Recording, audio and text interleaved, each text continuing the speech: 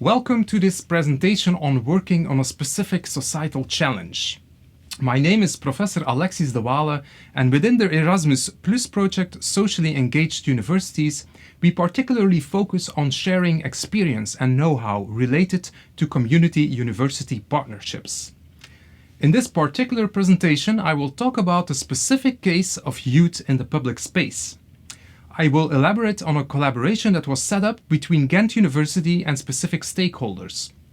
I will end this presentation with some important lessons learned from this pilot project. In this pilot project, we focused on the situation of a small park somewhere on the outskirts of the city of Ghent, a relatively small city in Belgium with about 250,000 inhabitants.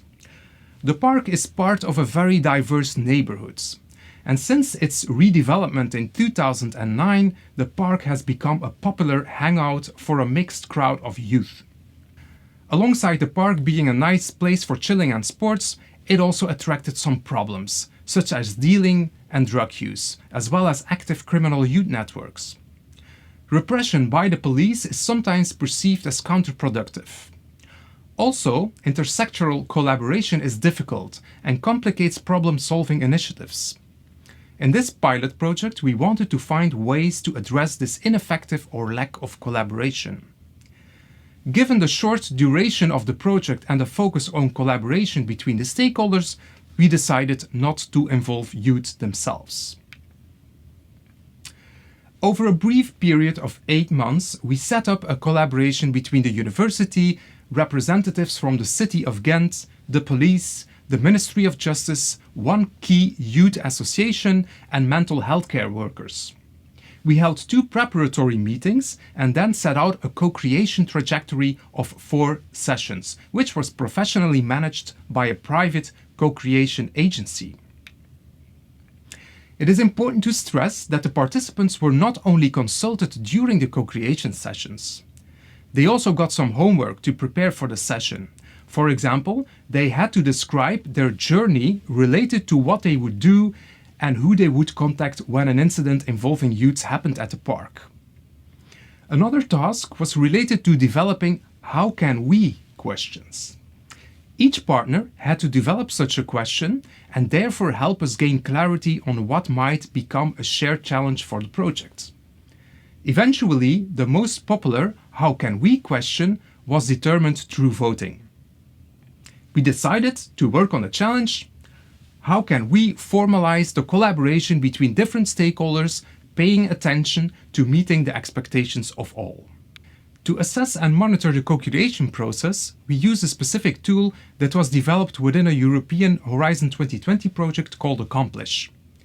This freely available tool and guide to co-creation can be accessed by scanning the QR codes. The actual assessment tool is composed of 15 statements that each participant is supposed to score. The tool assesses 3 dimensions that refer to the co-creation process as perceived by participants: a cognitive, emotional, and interactional dimension. The cognitive is, amongst other things, about the useful exchange of information and the use of understandable language.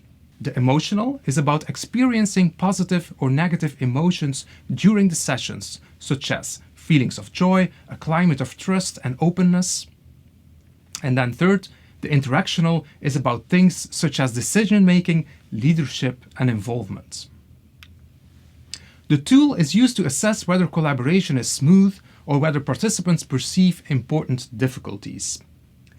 When problems arise throughout the process, the tool should point this out early on and then create an opportunity for problem solving. In this table, you see an example of scores from 8 different participants belonging to 4 different partner organizations. Each item is scored on a 5-point scale. Lower scores mean a participant did not agree with the statement and reflect that the participant is dissatisfied. You get information on the item level. For example, here we find a score of 1 on 5 and thus a low score on the item "Do you agree that there was a clear collective mission?" Average scores on each dimension also allow you to compare dimensions. Information about every participant shows anyone with whom you might need to have a chat. Ideally, these scores lead to follow-up discussions that could help to steer the collaboration in a positive way. But what kind of problems did we identify related to the collaboration as perceived by stakeholders? We found that there seemed to be a paradox between the need for confidentiality on the one hand and the need for information on the other. For example, those who work in mental health care and youth associations cannot break confidentiality regarding the youth they work with.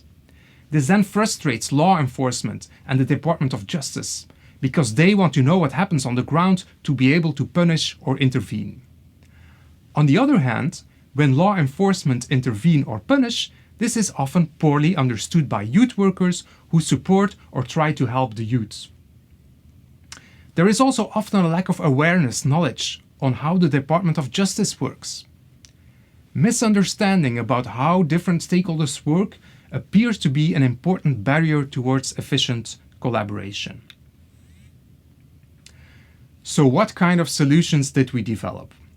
First, we developed flowcharts to identify key actors and how they work. We invited legal experts to shed light on the issues of confidentiality in legislation and how intersectoral collaboration could be improved by setting up a more formal collaboration protocol. One important short-term outcome was developing an explanatory brochure that clearly explains how every organization works. It gives a brief description of every involved organization, how they work, how they gain access to information, and how they act when an incident happens. So what were the important lessons learned? First, due to the COVID-19 pandemic, we organized all co-creation sessions online. Although this of course has drawbacks, such as not being able to have more informal chit-chats before and after every meeting, it worked quite efficiently.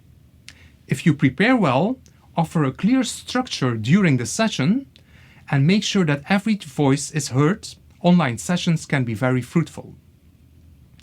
Second, we invested a lot in the co-creation process. Despite all this time and energy, the identified common challenge was a topic of discussion during the fourth co-creation session, which created a sense of frustration among many participants. So although there was often a positive vibe, there was also some tension at times.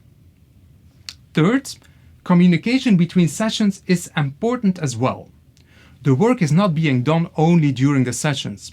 At least half of the work occurs outside the sessions, and communication is especially important when you sense that partners are discontent or when they report problems. Collaboration processes are not linear. They do not evolve from no solution to the solution. You have to acknowledge setbacks and know that continued efforts are needed.